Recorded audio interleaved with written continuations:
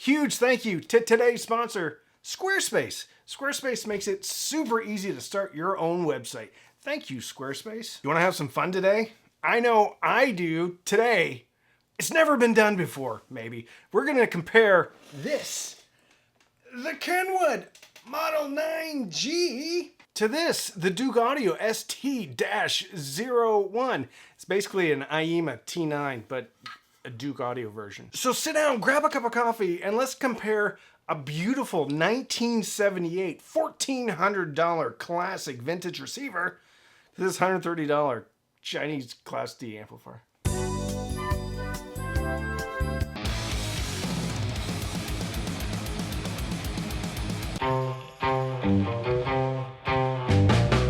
Squarespace.com is the easiest way to start your own website. They are kind enough to sponsor this video and previous videos on this channel. I personally have used Squarespace to create 3 different websites, and when I was looking at some other website builders, I did use them, and I really regret not using Squarespace.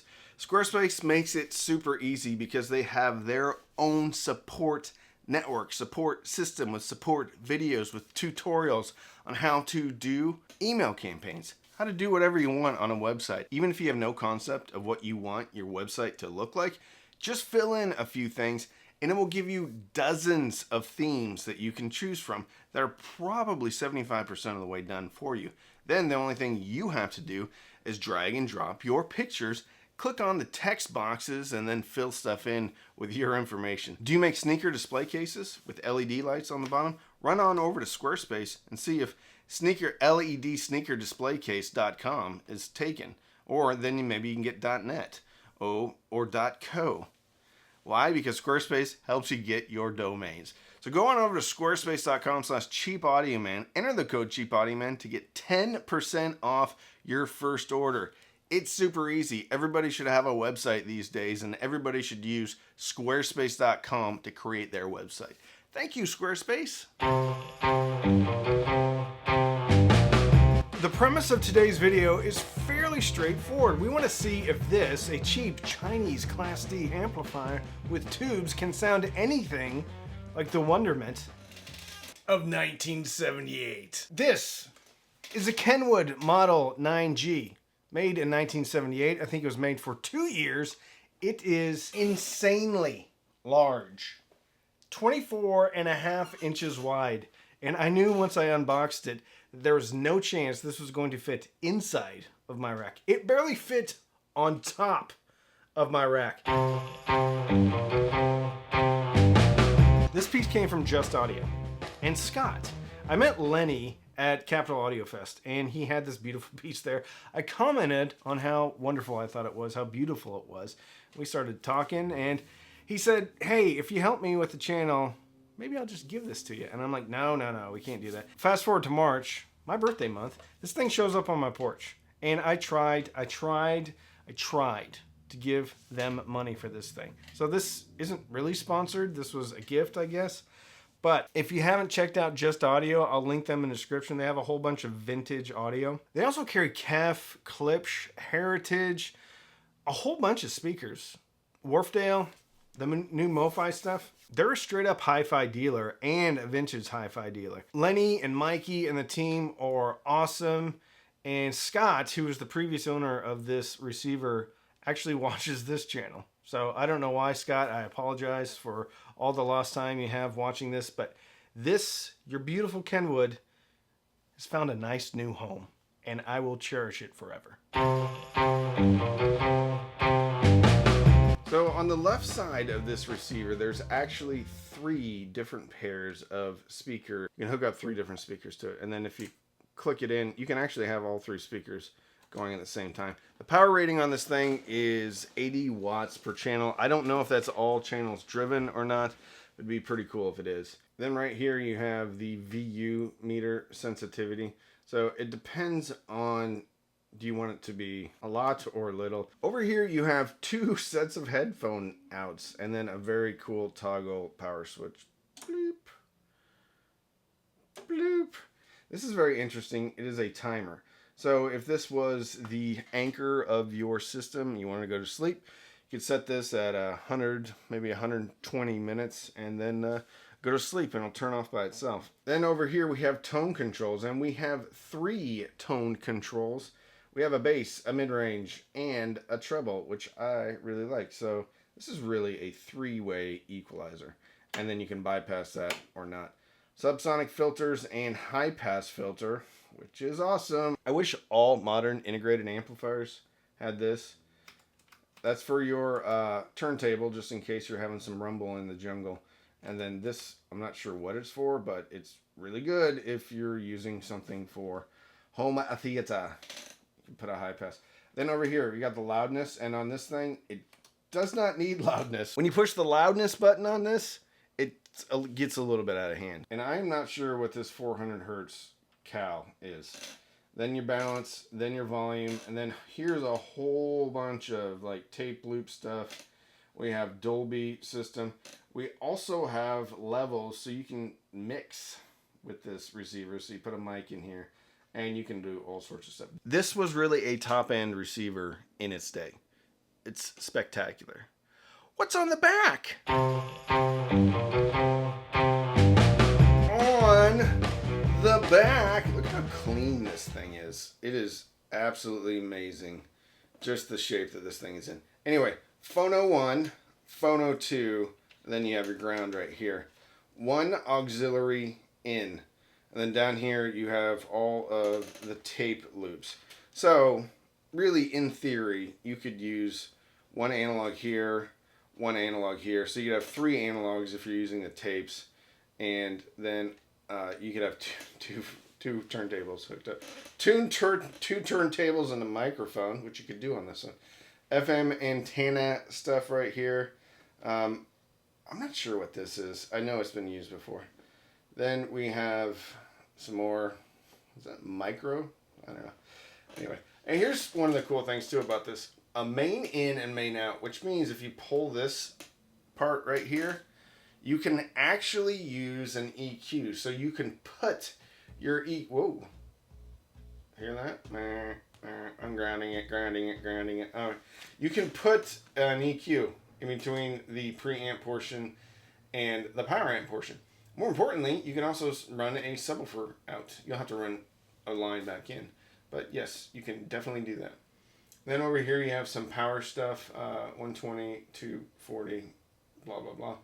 Then on all these vintage receivers, you would have these basically power strip on the back of all of these. And you can have switched or unswitched. Unswitched means it's just going to be going on all the time as long as the receiver's plugged in.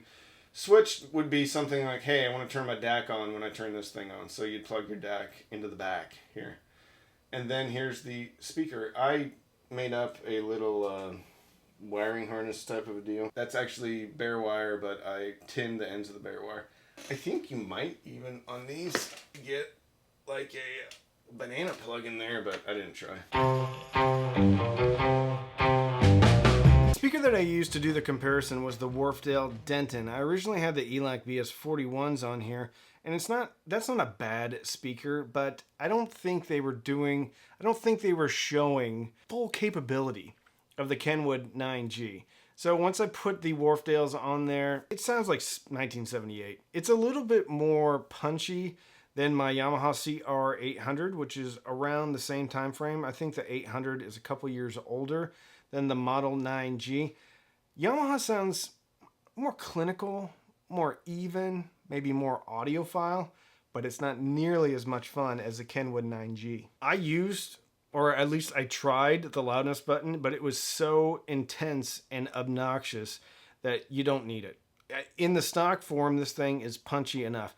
Stock form, this kind of sounds like it has a loudness button on from other receivers. But this thing sounds amazing. But we all know that. And you can't just run out and buy one of these that's in this pristine condition. You can, however, run out and buy one of these. There's no way it can compare. Can it? If you're new here or not subscribed, please subscribe and like this video. I do this for a living, so it really helps me out to get the word out about my videos. We have vintage, we have home theater, we have headphones, we have DACs, amps, turntables. So there's probably something here for you. So thank you for watching and please subscribe. So the way that I did the test is I have a Weem Pro going into both DACs, and the DAC is internal on the Duke Audio. It's external on the Kenwood, obviously. So I used the J2 DAC from Gishelli Labs, which kind of gives it an advantage, right? But I used the internal DAC on the Duke Audio. Separate Weem Pros synced up so they were playing the same thing at the same time. Then I had the speaker outputs on the Duke and the Kenwood going into the Duke Audio speaker switcher. So then I kind of tried to level match as best as I could. Again, it's not going to be perfect. Then I would just switch back and forth on the Duke Audio speaker and amp switcher. Same track running at the same time, and I'd kind of hear the differences. It wasn't as night and day as you would think it would be though. First thing that jumped out at me was the mid-range. There was quite a difference, not necessarily from a clarity. Well, the Kenwood has a cleaner mid-range, but the Kenwood's mid-range is stepped back. The interesting thing is that the Duke Audio actually seems a bit more balanced, and that's not necessarily a good thing because it's not nearly as dynamic or as engaging as the Kenwood. They're both very clean, but you can hear it. It sounds like everything is the same as far as the top end and the bottom end goes. And then as I switched amps, the mid-range would go back and forward, back and forward. And because the mid-range came back a little bit on the Kenwood, it sounded way more dynamic. Both very good, but very different presentation.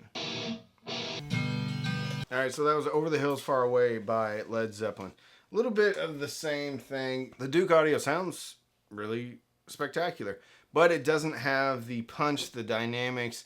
It doesn't have the organic vibe as the Kenwood, and definitely has the mid-range push forward. Also doesn't have nearly the air. Kenwood seems much larger from the music presentation, but I am surprised at just how well the Duke Audio is hanging with the Kenwood.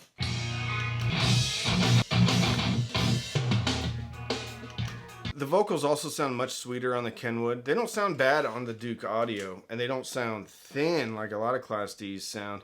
Definitely I don't really know how to put it, outside of like a sweetness, being simultaneously forward and back at the same time. It's weird. So they're very well defined, but yet they feel slightly stepped back from the rest of the mix, which makes the rest of the mix sound punchier and more dynamic. Just one of the magical wonderments of vintage receivers. However, there is a bit of a crackle and a pop every once in a while when I'm doing things on this. So you get what you get with vintage receivers. This is in about as good a shape as I could ever expect a vintage receiver to be in, but there's still gonna be little things here and there, even if it's pretty much in perfect shape.